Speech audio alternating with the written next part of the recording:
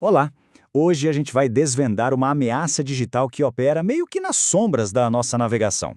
É uma falha capaz de transformar um navegador numa espécie de marionete, forçando ele a executar ações que a pessoa nunca autorizou e, o pior, sem que ela nem perceba. Para entender bem essa falha, vamos usar uma analogia do mundo real. Imagina só uma carta enviada para o banco com uma assinatura perfeita. O banco, claro, confia naquela assinatura e processa a ordem. Mas, e se quem escreveu a carta não fosse o verdadeiro dono da conta? É exatamente essa a essência do problema que a gente vai analisar hoje. Essa história da carta falsificada não é só um cenário hipotético, não. Ela representa uma das vulnerabilidades de software mais perigosas e comuns que a gente enfrenta hoje, e que ganhou um destaque bem grande agora em 2024. E o quão sério é isso? Bom, olha só esse número, 4. Essa é a classificação oficial dessa falha na lista CWE Top 25, que é um ranking das vulnerabilidades de software mais críticas. Estar entre as 5 primeiras já coloca a coisa toda numa categoria de risco altíssima. O nome técnico para nossa carta falsificada é Cross-Site Request Forgery, ou simplesmente CSRF. Falando de um jeito simples, um site malicioso forja uma solicitação e a envia a partir do navegador de alguém para um site onde essa pessoa já está logada. O site confiável vê a solicitação, reconhece a sessão ativa, a tal da assinatura, e executa. E o que é bem interessante aqui é ver o quão rápido essa ameaça está crescendo em relevância. Em só um ano, o CSRF pulou da 9ª para a 4ª posição na lista das mais perigosas. Isso pode indicar que os invasores estão explorando essa falha com mais frequência ou que as consequências dela estão ficando mais severas. Então, como é que um invasor consegue enviar essa carta falsificada digital? A mecânica por trás de um ataque de CSRF é até que bem engenhosa e explora a maneira como a própria web foi projetada para funcionar. E aqui está o pulo do gato. A aplicação web confia na sessão que está logada, ou seja, na assinatura, mas ela não consegue verificar a intenção por trás daquela ação.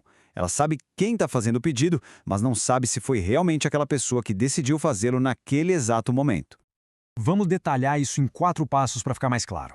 Primeiro, o usuário faz login no banco online dele criando uma sessão confiável. Depois, sei lá, clicando num e-mail de phishing ou num anúncio, ele vai parar num site malicioso. Sem perceber nada, esse site envia uma solicitação oculta para o site do banco. Como a pessoa ainda está logada, o navegador anexa os cookies de sessão automaticamente. O banco recebe, vê a sessão válida e pronto.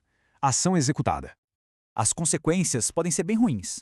Um ataque de CSRF que dá certo pode ser usado para alterar credenciais de login, fazer compras com dinheiro de alguém, criar contas de administrador secretas ou até mesmo apagar dados importantes.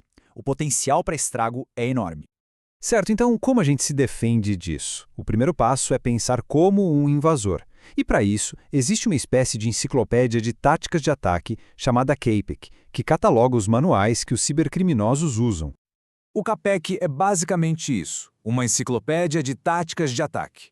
Ele não descreve só a vulnerabilidade, mas o padrão, a metodologia que o invasor segue para explorar essa vulnerabilidade. É uma ferramenta estratégica tanto para o ataque quanto para a defesa. E isso aqui ilustra perfeitamente o ponto. O CSRF se encaixa no padrão de ataque CAPEC 225, subverter o controle de acesso. O objetivo não é quebrar a criptografia ou adivinhar senhas, nada disso. É enganar o sistema para ele usar um controle de acesso legítimo, à sessão autenticada, contra o próprio dono. Agora que a gente entendeu o ataque, vamos para a defesa. Se o problema é uma carta falsificada com uma assinatura válida, a solução é exigir algo que não dá para falsificar: um selo secreto. A ideia central da defesa é adicionar uma segunda camada de verificação. Além da assinatura, que prova quem é a pessoa, a gente precisa de algo que prove que ela realmente teve a intenção de fazer aquela ação específica naquele momento. Esse é o nosso selo secreto digital, que tecnicamente é conhecido como token anti-CSRF. Vamos ver a diferença na prática. De um lado, uma solicitação vulnerável depende só da sessão que o navegador envia automaticamente. Um site malicioso pode forçar isso com facilidade. Do outro lado, uma solicitação segura inclui um token único e imprevisível, o nosso selo secreto. Esse selo é gerado pelo site do banco a cada sessão e é invisível para qualquer outro site. Se a solicitação chegar sem o selo correto, ela é simplesmente rejeitada. Para quem desenvolve sistemas, a principal defesa é essa: implementar e validar esses tokens anti-CSRF. A boa notícia é que muitos frameworks de desenvolvimento modernos já fazem isso quase que de forma automática. Além disso, é super importante adotar uma segurança em camadas, verificando de onde a solicitação veio e garantindo que múltiplas barreiras protejam a conta. E assim, a gente fecha o ciclo da nossa analogia. Com um token anti-CSRF, o tal do selo secreto, o servidor pode ter certeza de que cada solicitação não só vem de uma sessão autenticada, mas que foi iniciada de propósito pelo usuário legítimo de dentro da aplicação. A carta falsificada é rejeitada na hora. E isso tudo nos deixa com uma pergunta importante para pensar. O CSRF explora a confiança que a gente deposita nos sites que usamos.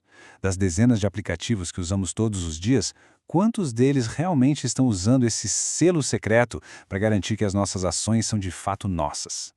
Fica aí a reflexão. Obrigado por acompanhar a gente nessa análise.